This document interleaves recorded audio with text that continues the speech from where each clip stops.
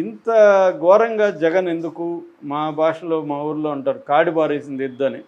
అంటే ఎద్దు కాడి పెట్టుకొని వెళ్తేనే కదా నడుస్తుంది. అది కాడి హ్మ్. బారేసిందంటే ఇంక జరగదు పని.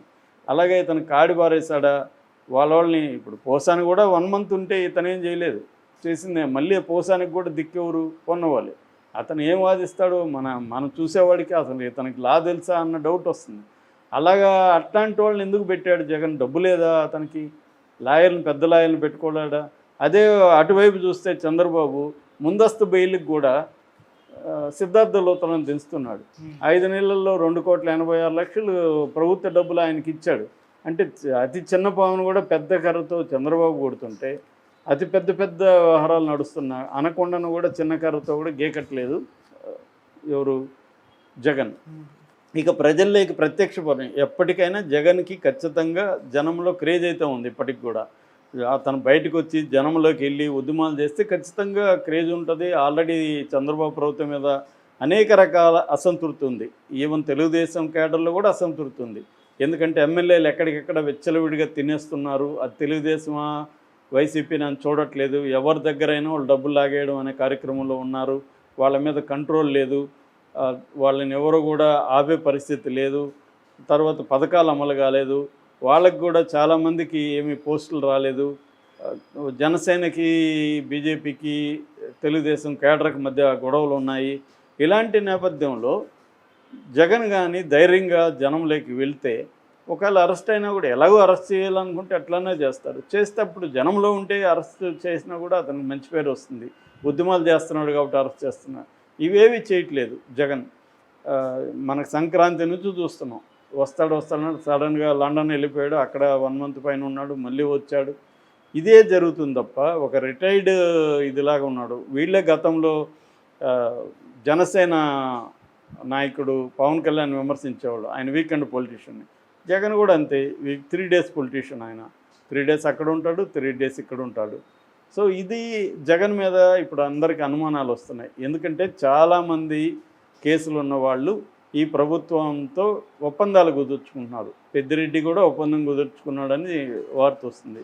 అట్లాగే ఆయన ఎవరు?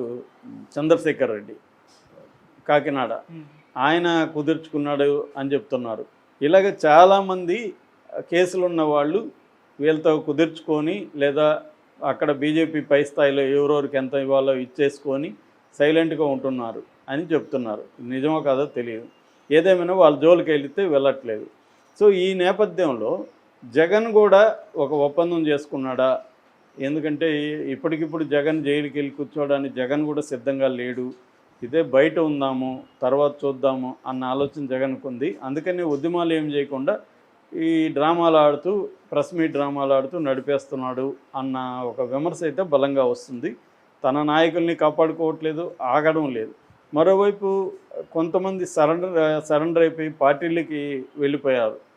తెలుగుదేశంలో చేరారు, జనసేనలో చేరారు, ఒకరిద్దరు బీజేపీలో కూడా చేరిపోయారు. హ్మ్. ఇక తనకి అక్కడ నేషనల్ లెవెల్లో యాక్టివ్గా ఉన్న విజయసాయిరెడ్డి ఏమో బయటకు వచ్చేసి ఆయన కూడా ఎనిమిగా మారిపోయాడు. అయితే నేను జగన్కి హాని చేయనని ఆయన నిన్న కూడా ఒక స్టేట్మెంట్ ఇచ్చాడు. జగన్ కోటరీ వల్ల నేను బయటకు వచ్చా కానీ జగన్కి హాని చేసే ఉద్దేశం నాకు లేదు, నాకు రాజకీయాలు అవసరం లేదని ఆయన ఓపెన్గా నిన్న ట్వీట్ చేశాడు. కానీ ఆ ట్వీట్ని ఎంతమంది నమ్ముతారనే డౌటే. ఎందుకంటే ఆయన బిహేవియర్ అలా లేదు. సో ఓవరాల్గా చూస్తే జగన్ అన్ని వైపులా వీక్గా ఉన్నాడు. తన టీముని నడపడంలో, టీమును పెట్టుకోవడంలో వీక్గా ఉన్నాడు. ఎప్పుడు కూడా మన గాడ్ ఫాదర్లో ఒక డైలాగ్ ఉంటుంది, గాడ్ ఫాదర్ సినిమాలో. అంటే పీస్ టైం అడ్వైజర్ వేరు, వార్ టైం అడ్వైజర్ వేరు. కన్సిలిగీరే అని అంటారు అని ఇటాలియన్లో. అందుకని పీస్ టైం ఉన్న అడ్వైజర్ని కొత్తగా వచ్చిన కార్లియోన్ అతను తీసేస్తాడనమాట. ఎందుకంటే నువ్వు వార్ టైంకి పనికిరావని. అలాగే జగన్ కూడా ఇప్పుడు వార్ టైంలో తన కొత్త టీముని పెట్టుకోలే. మళ్ళీ సజ్జలే కనబడుతున్నాడు, మళ్ళీ వైవి సుబ్బారెడ్డి కనబడుతున్నాడు. వీళ్ళే ఉన్నారు. ఒక కొత్తగా అగ్రెసివ్గా జైళ్ళకి దేనికైనా రెడీ అనే ఒక ఫైరింగ్ టీం ఎక్కడా కనబడలేదు. సో అంటే అన్ని వైపులా జగన్ వీక్గా ఉన్నాడు, సైలెంట్గా ఉన్నాడు. అయినా కూడా చంద్రబాబు ఎందుకు అరెస్ట్ చేయట్లేదు అంటే చంద్రబాబుకి జగన్కి మధ్య ఒక ఒప్పందం కుదిరిపోయింది. సరెండర్ అయిపోయాడు జగన్.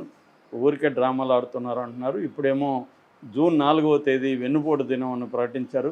మరి ఇక్కడి నుంచైనా జగన్ యాక్టివ్ అవుతాడా, ఈ థియరీకి బలం ఇస్తూ సైలెంట్గా ఉంటాడా అనేది మనం చూడాలి. Okay sir, thank you so much.